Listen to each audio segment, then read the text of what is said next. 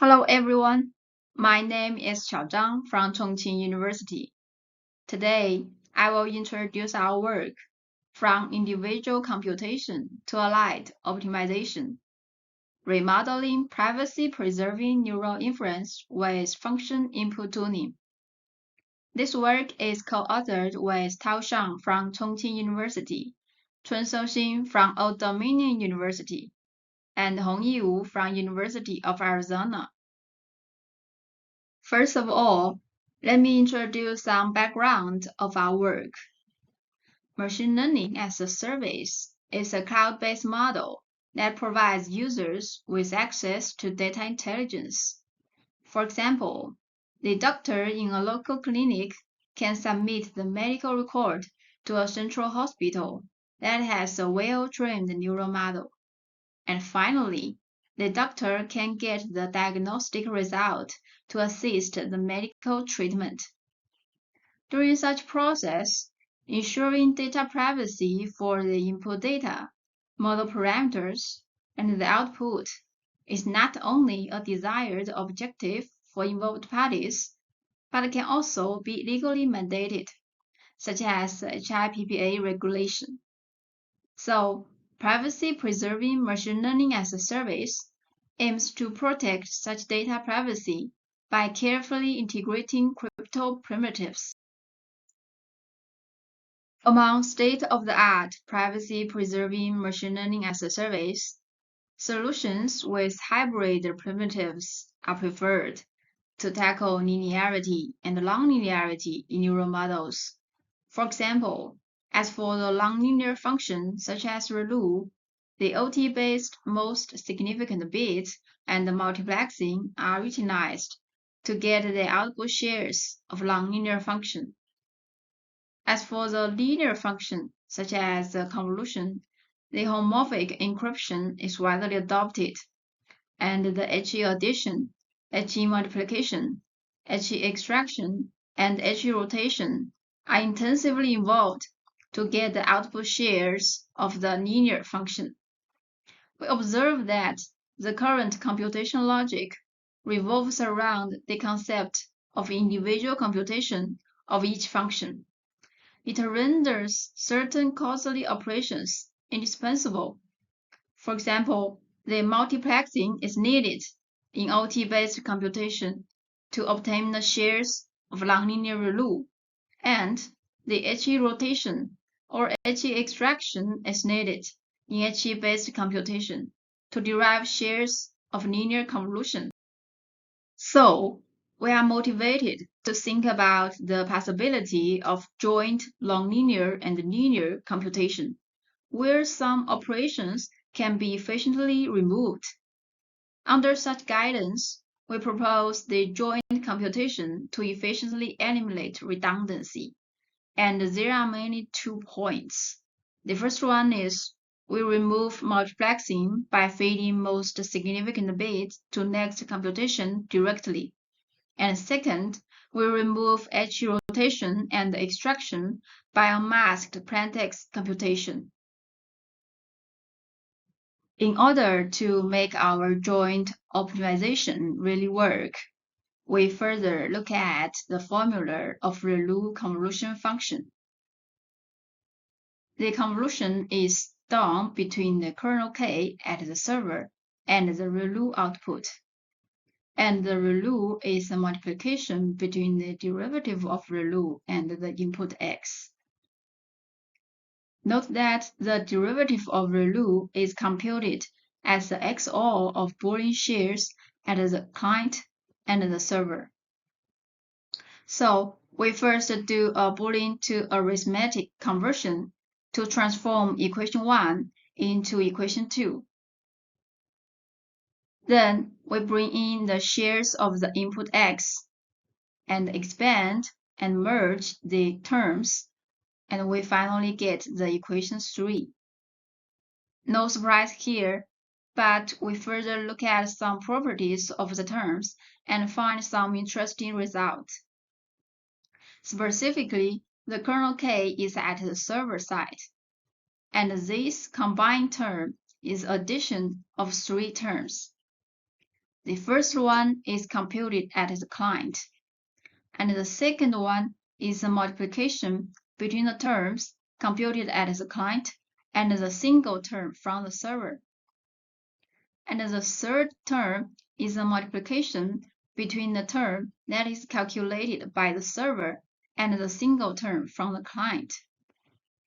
We further find that this term and the x1, namely the shares of the derivative of ReLU and the input, all at the server side, can be pre-generated. So if we follow this logic, given the encrypted G1 and H3, the client can compute this term by homomorphic multiplication and addition after the derivative of ReLU computation. And this term can be generated by the server locally. At this point, it seems that we are very close to the final output, but it's actually far away from the ending, because the kernel K is at the server side, and this combined term is computed at the client side. So how to compute this convolution efficiently is still a big problem. So in order to solve this issue, we further introduce pre-generated R0 from the client.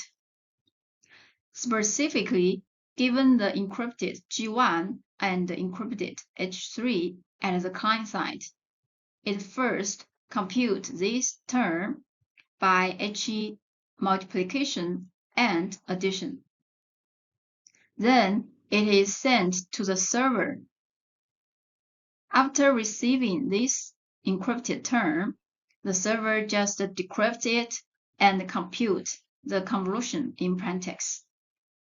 Note that this term is masked by R0, so the convolution can be computed in plaintext because this term is masked by the client's noise.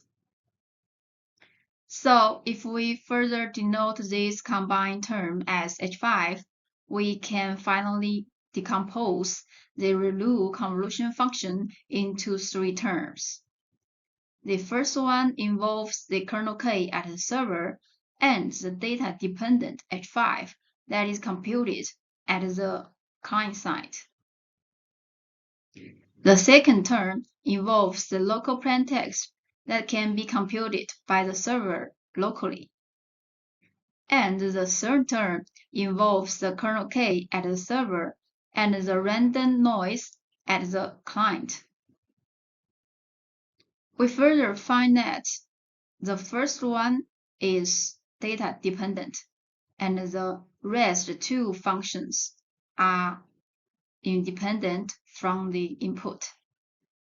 So we further divide the computation into two parts. The first one is online computation. It involves that the client computes H5 by the HE multiplication and addition, and then it is sent to the server.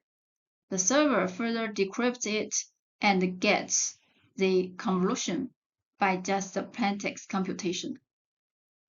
The second part is offline computation, and this one is just a local plaintext, and this one involves the kernel K and the random noise from the client, and we propose a root-free offline computation to get the share of this computation. As for the root-free offline computation, we utilize the relationship between the convolution and dot product. That is, the output of convolution is actually the dot product between the transformed kernel and the transformed input. For example, in this illustration, the server has the kernel in size of 3 by 3, and the client has the input in size of 2 by 2. First, the server converts the kernel into a vector, and the client converts its input into a matrix. As for the rows of the matrix, it equals to the size of the filter. As for the columns of the matrix, it equals to the size of the output image. So, the dot product is actually the linear combination of the rows in this matrix. At this point, the client encrypts the rows in this matrix and sends all the ciphertext to the server. After the server receives the ciphertext, it performs the HE multiplication and addition to get the final ciphertext. And this ciphertext contains the partial sums of the final convolution. So the server just shares this ciphertext with a random noise and sends it to the client. The client can decrypt this ciphertext and get the shares of the convolution by plaintext resumming. Now let's have an overall recap of the proposed joint ReLU convolution optimization. Actually, we decompose this function into 3 terms, and it mainly involves 2 computation.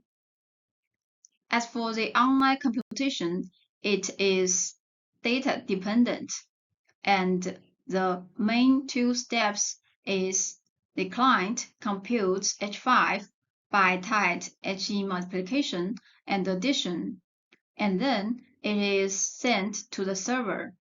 The server decrypts this term and computes this convolution in plaintext. As for the offline computation, this term is calculated by the server locally, and this term involves the proposed rote-free offline computation. As for the concrete process, we can see the lower part of this slide.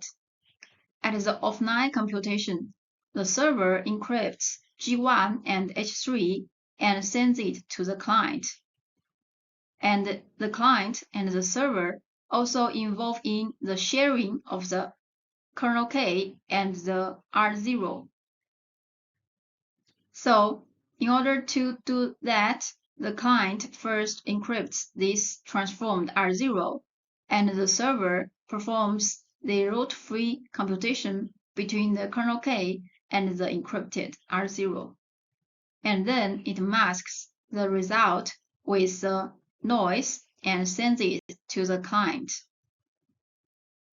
The client finally gets the shares of the convolution between the kernel K and the R0. At the online phase, after the client and the server finish the derivative of ReLU, the client computes H5 as shown here, and this term is sent to the server. The server gets a term and decrypts it and computes the plaintext convolution. And this convolution is finally shared with the client. So after this process, the client and the server finally shares the result of the joint ReLU convolution function. Now, let's look at the concrete online computation and communication complexities compared with other privacy-preserving frameworks. First, FIT only involves HE multiplication and HE addition and does not need extra HE enablers such as HE extraction, as we can see here.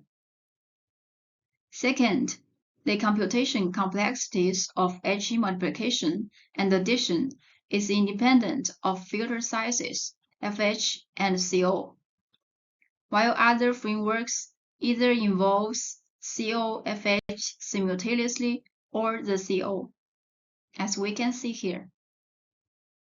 Third, the number of transmitted ciphertexts is independent of output dimensions CO, HO, WO. Then, Fit removes the multiplexing that is needed for individual computation of each function. Finally, we want to mention that the overall complexity of fit is comparable or better with SOTA that adopt individual computation by either replacing the offline sharing with SOTA solutions or just adopting the proposed rote-free offline computation. Because there are more functions than ReLU and convolution in a neural model, we finally propose to do the model adjustments to fully utilize the proposed ReLU convolution optimization. There are mainly 3 adjustments in our solution. The first one is about the adjustment for max pooling function. In a neural model, if the function sequence is in ReLU, max pooling, and convolution, we can simply switch the function sequence into max pooling, ReLU, and convolution. It is obvious that these 2 functions can be applied with fit, and the dimension of the input is smaller. The second adjustment is for the mean pooling function. In a neural model, if a function sequence is in ReLU, mean pooling, and convolution, we just embed the mean pooling into the unfolded terms as in fit. Then we can replace the terms with the mean pooled one as follows.